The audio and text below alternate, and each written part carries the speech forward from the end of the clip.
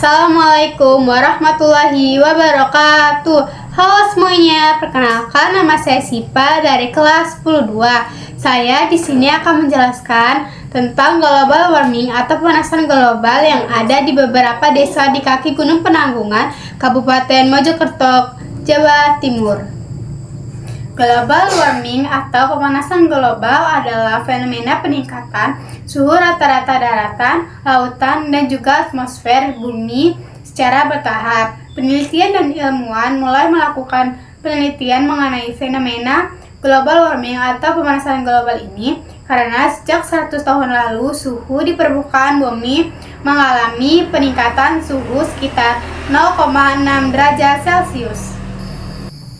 Karena adanya global warming ini, beberapa desa di kaki Gunung Penanggungan menyebabkan kekeringan yang telah ditetapkan sejak Juli 2024. Ada 7.587 warga di 3 desa di kaki Gunung Penanggungan berstatus siaga darurat karena mengalami krisis air akibat kekeringan. Global warming yang menyebabkan kekeringan beberapa desa di kaki Gunung Penanggungan itu terjadi karena sebagai berikut. 1. Efek rumah kaca. Karena adanya efek rumah kaca ini menjadikan panas yang ada di bumi tidak dapat dipantulkan keluar angkasa, tetapi terperangkap di atmosfer. 2. Polusi sampah yang tidak dapat didaur ulang. Sampah yang setiap hari digunakan oleh manusia, terutama sampah yang tidak dapat didaur ulang seperti styrofoam atau plastik.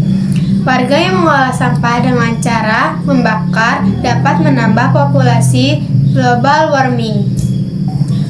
3. Polusi udara akibat industri pabrik yang menyebabkan banyaknya asap yang dihasilkan oleh industri pabrik dan dapat mengakibatkan polusi udara yang akan membuat lingkungan tercemar dan terjadinya pemanasan global.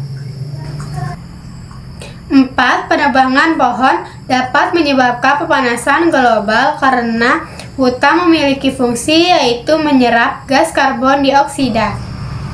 Dampak yang ditimbulkan yaitu pertama, krisis air bersih, kedua, peningkatan suhu, ketiga, migrasi penduduk ke daerah lain yang memiliki pasokan udara, keempat, ketegangan sosial karena adanya konflik antar desa atau antar warga yang dapat muncul akibat perebutan sumber daya air.